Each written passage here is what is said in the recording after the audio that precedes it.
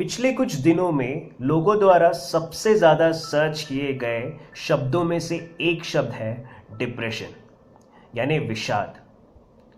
लोग ये नहीं सर्च कर रहे हैं कि डिप्रेशन क्या है, बल्कि ये सर्च कर रहे हैं कि क्या उन्हें भी डिप्रेशन है कि नहीं। हाल ही में हुए एक बॉलीवुड अभिनेता की आत्महत्या ने लोगों के मनों में एक अजीब सी जिज्ञासा जगा दी है, जिससे वो जानने के लिए उत्सुक है कि क्या वो भी डिप्रेशन के शिकार तो नहीं।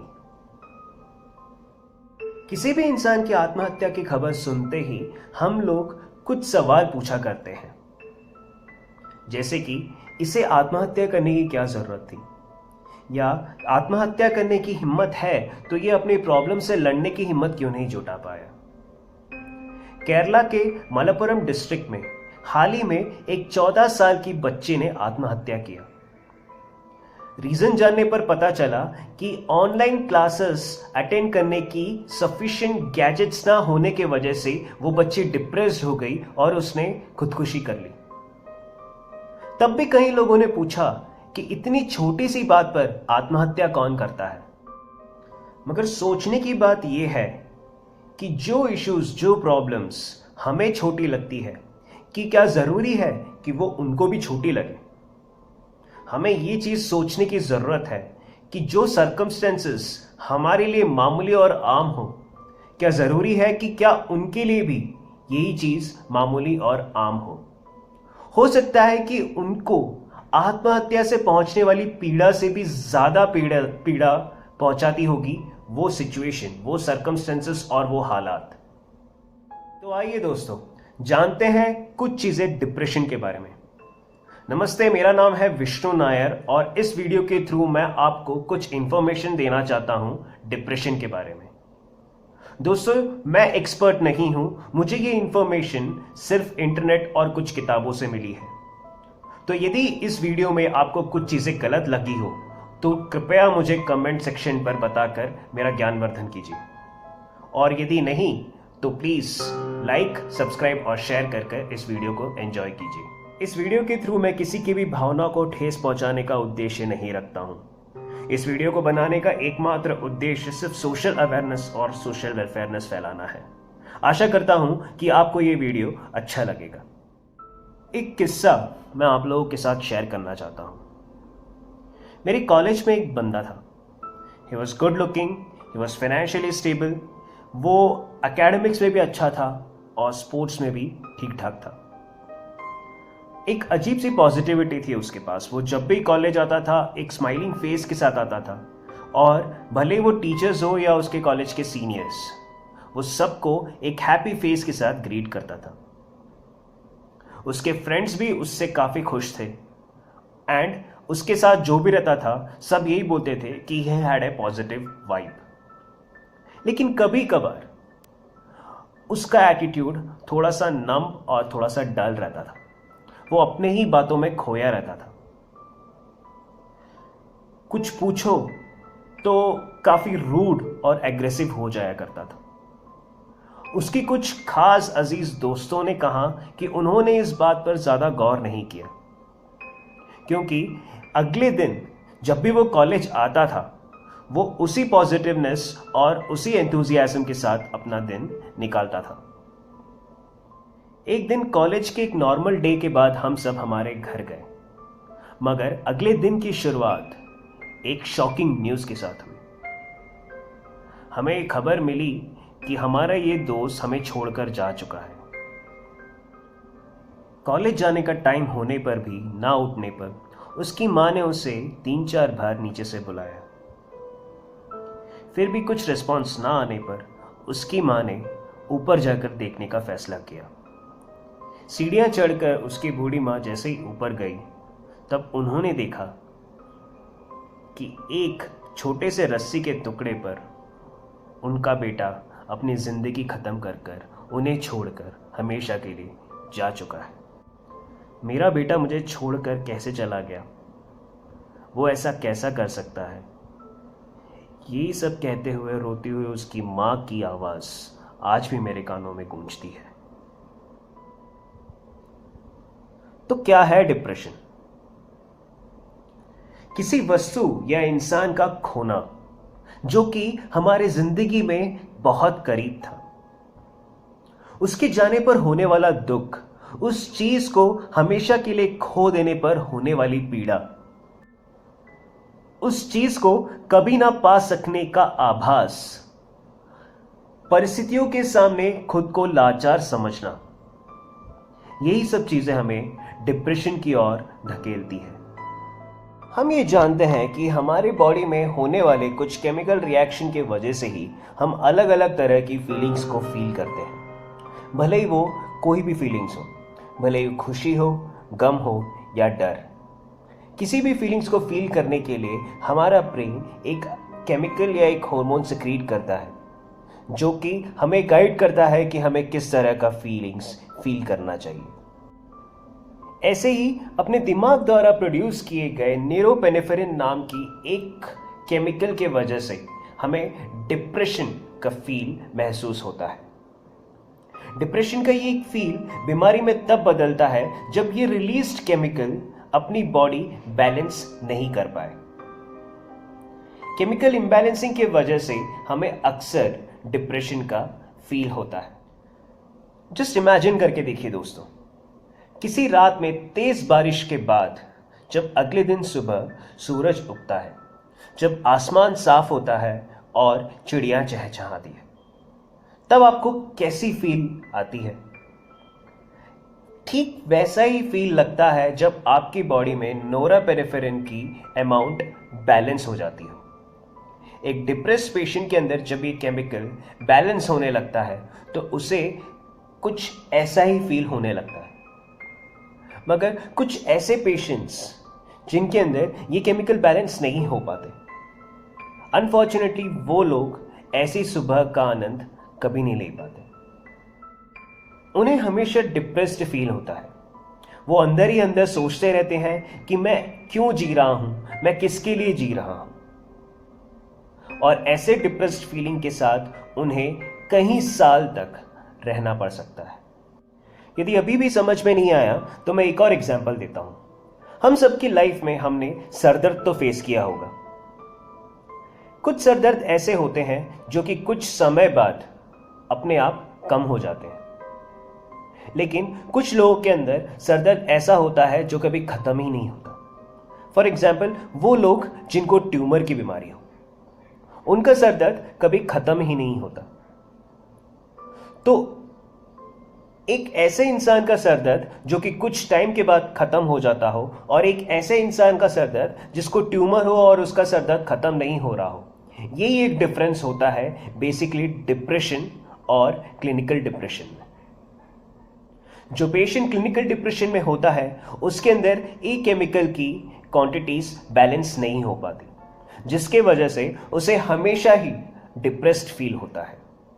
हमें से कई लोग ऐसे हैं जो कि छोटी सी बीमारी होने पर भी डॉक्टर के पास जाते हैं, भले ही वो छोटा सा बुखार ही क्यों ना हो।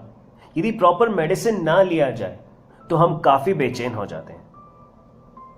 तो यदि हम फिजिकल फिटनेस और फिजिकल हेल्थ पर इतना ही ध्यान देते हैं तो हम अपने मेंटल हेल्थ पर ध्यान क्यों नहीं देते? हम हमारे मेंटल इलनेस के लिए किसी डॉक्टर के पास विजिट क्यों नहीं करते? हम क्यों हमारे मेंटल इलनेस को नजरअंदाज कर देते हैं? कई बार छोटी छोटी इश्यूज जो कि हमें मेंटली हर्ट कर रही हो, यदि उसको हम बाइकआउट करते जाए, उसको हम इग्नोर करते जाए, तो किसने देखा कि कल को वो इश्यूज कुछ बड़ा रूप ना ले ले। डिप्रेशन कई टाइप के होते हैं, जैसे कि पोस्टमार्टम डिप्रेशन। इस डिप्रेशन को बेबी ब्लूज के नाम से भी जाना जाता है। ये डिप्रेशन अक्सर औरतों में देखा जाता है, यानी लेबर के बाद जब अपना बच्चा अपनी बॉडी से डिटैच हो जाए, या प्रेगनेंसी के दौरान जब उनकी बॉडी में होने वाले हार्मोनल चेंजेस, या लेबर के बाद उनकी फिजिकल अपीयरेंसेस पे हुए चेंजेस के वजह से जब औरतें टेंस हो जाती है, तब अक्सर उन्हें ये डिप्रेशन होता है। इसके बाद होता है प्री मेंस्ट्रुअल डिप्रेशन। इसमें मेंस्ट्रुअल साइकिल के चालू होने से पहले या मेंस्ट्रुअल साइकिल के खत्म होने के बाद औरतों की बॉडी में हुए हार्मोनल चेंजेस के वजह से दे फील डिप्रेस्ड। इस डिप्रेशन में इस टाइप के इश्यूज लोग अक्सर फेस करते हैं। मगर अब जो डिप्रेशन के बारे में मैं बोलने जा रहा हूं, यदि उसका प्रॉपर ट्रीटमेंट नहीं लिया जाए, यदि उसका समय पर ट्रीटमेंट नहीं लिया जाए, तो it can cause severe effects.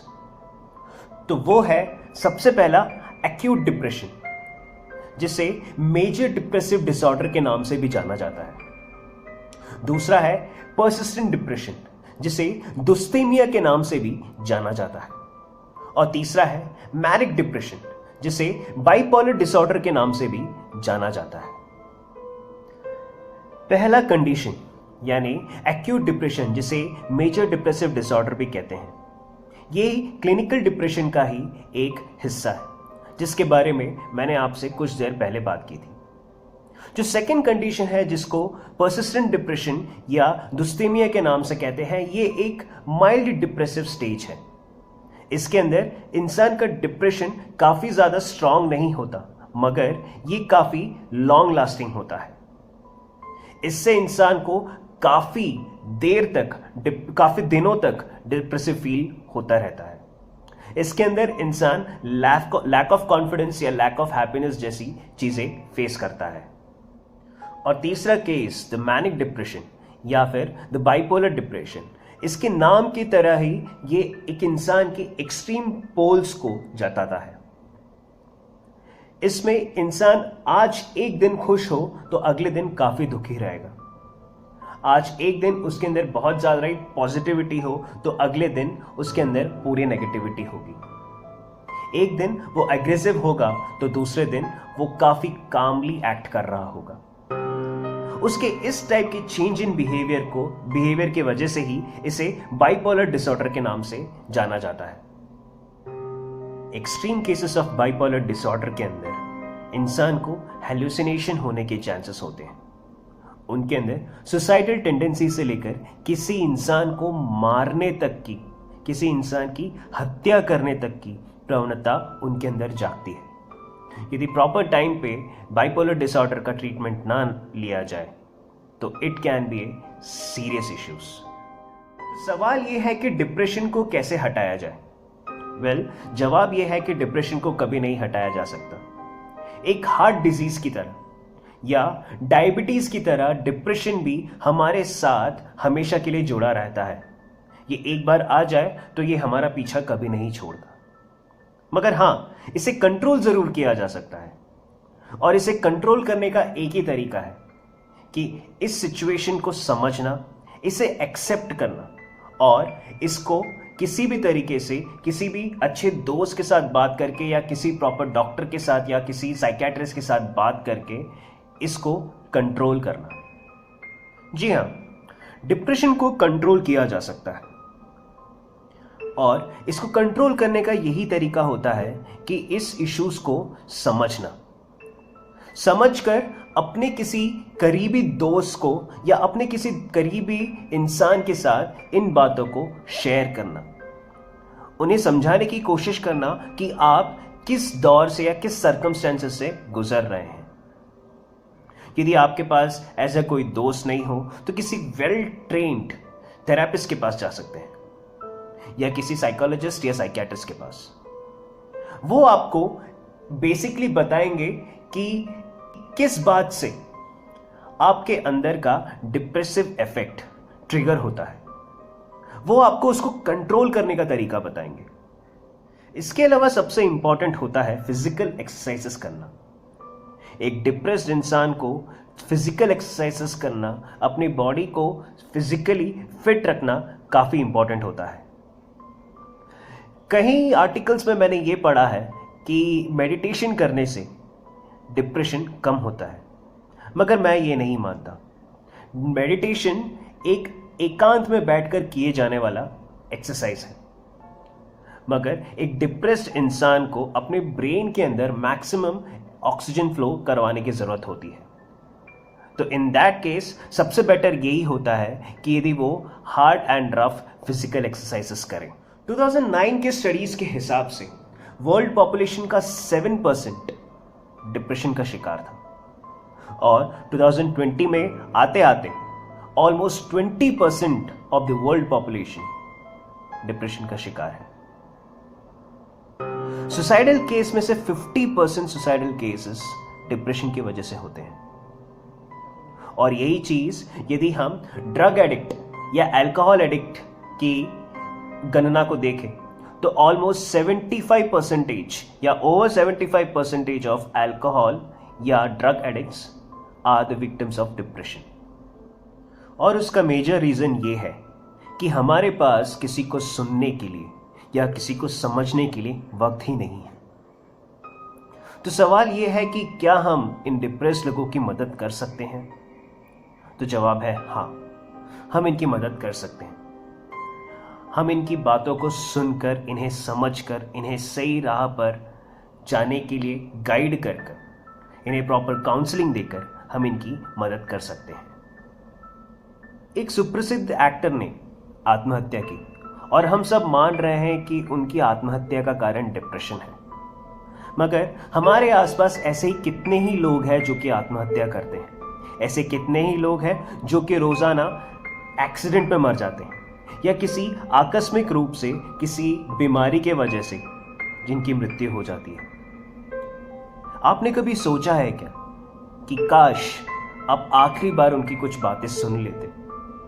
आपने कभी सोचा है क्या कि आखिरी बार काश आप अपने दिल की बात उनसे कह सकते? कहा जाता है कि बात कर कर कई मसलों के हल निकाला जा सकता है। तो आइए ना दोस्तों, हम बात करते हैं। इस सोशल मीडिया की दुनिया में जहां पे दुनिया छोटी होती जा रही है, वहां पर हम बात करते हैं, वहां पर हम समझते हैं एक दूसरे को, वहां पर हम समझाते हैं एक दूसरे को, वहां पर हम जानते हैं लोगों के प्रॉब्लम्स। आइए दोस्तों, बात करते हैं।